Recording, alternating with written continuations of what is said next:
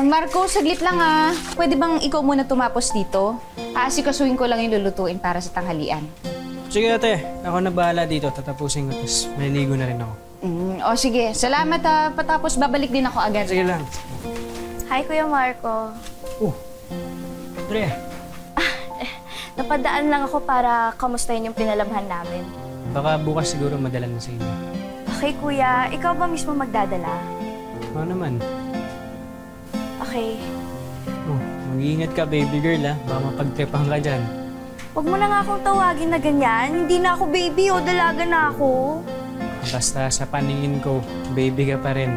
Parang bunsong kapatid na kaya kita. Alam mo, Kuya, ikaw lang talaga nakakatawag sa akin yan.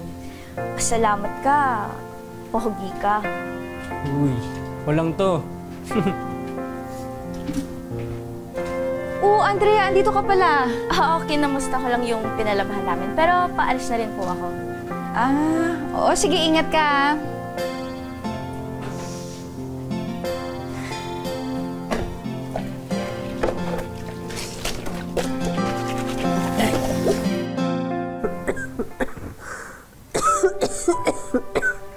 Uy, Nay!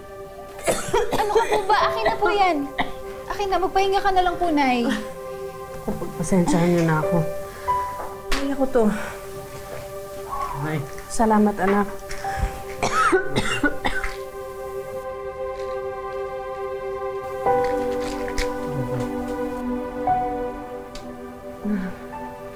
Pagpasensyahan niyo na ako, anak. Imbis na ako ang nagtatrabaho para sa inyo, Marco, Clarice, kayo pa ang kumakayod. Alagain pa ako. Dami kong gamot. Ay, nako. Bakit kasi ako pang tinamaan ng sakit na to? Pero huwag niyo na isipin yun. Kami na bahala ni ate para magtaguyod sa atin. Napakabait talaga nitong si Marco. Kaya naman daming babaeng nagkakagusto dito Katulad nun si Andrea, Nay. Aligid-aligid dito. Aba? Uy ate, parang kapatid ko na yun, no? Yung mga bata pa lang kami, kalaro ko na yun Naku, kuya-kuyahan. Pero panay ang pakit sa'yo. Hindi, basta ate, wala pa sa isip ko yung mga ganyan-ganyan. Ang importante sa akin, kami na natin. Kaya nga naghahanap ako ng bago pang trabaho. Sipag talaga ng mga anak ko. Napakaswerte ko talaga dito.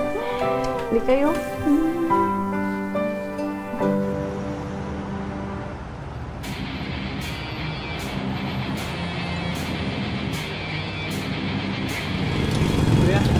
Uy, Marco. Sige, ate.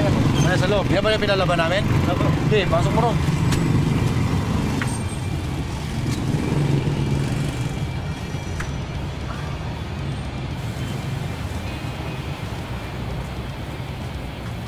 Kuya. Marco, ikaw pala. Andrea, Kuya, bakit po? kunin mo na nga yung mga pinalabahan natin. Uy, Kuya Marco, andiyan ka na pala.